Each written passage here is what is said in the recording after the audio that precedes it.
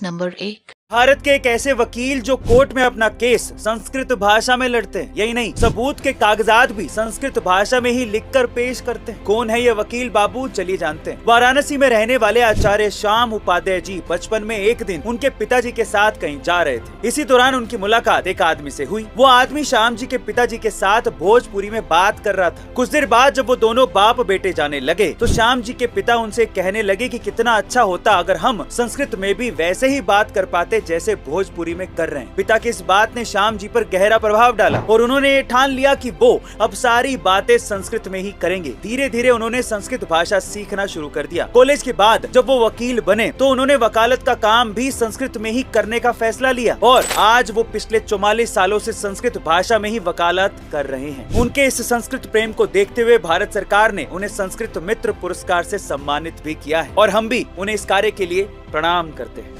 Fact number 2। India और Australia वाले last world cup match को हम जीत तो गए, लेकिन उस मैच की कुछ खास बातें जो शायद आपको नहीं पता। साल 1983 के वर्ल्ड कप के बाद पहली बार वर्ल्ड कप में भारत के दोनों ओपनर 0 पर ही आउट हो गए। इत्तेफाकन 1983 का वर्ल्ड कप भी भारत ने ही जीता था, तो शायद हो सकता है कि इस बार भी हमारा भारत वर्ल्ड कप जीत जाए। पर ऑस्ट्रेलिया के खिलाफ हुए लास्ट मैच में 2 रन पर जब 3 विकेट गिर गए तो लग रहा था कि सब खत्म हो गया, लेकिन टीम इंडिया की बैकबोन विराट कोहली और केएल राहुल ने शानदार खेलते हुए मैच इंडिया की झोली में डाल दिया। मजेदार मामला हुआ लास्ट में जब केएल राहुल इंडिया को जीत दिलाने के साथ साथ अपना शतक भी पूरा करना चाहते थे। तब जीत के लिए सिर्फ 5 रन ही चाहिए थे और शतक पूरा करने के लिए केएल राहुल को 9 रन चाहिए थे। इसके लिए उन्हें पहले चौका मारना था और फिर छक्का मारना था, लेकिन वो पहले ही छक्का मार बैठे और मैच वहीं पर ही खत्म हो गया। इसी के साथ साल 1996 के बाद वर्ल्ड कप में पहली बार ऑस्ट्रेलिया अपना ओपनिंग मैच हारी है। अब भाई भारत को उसी की जमीन पर हराना इतना आसान तो नहीं है।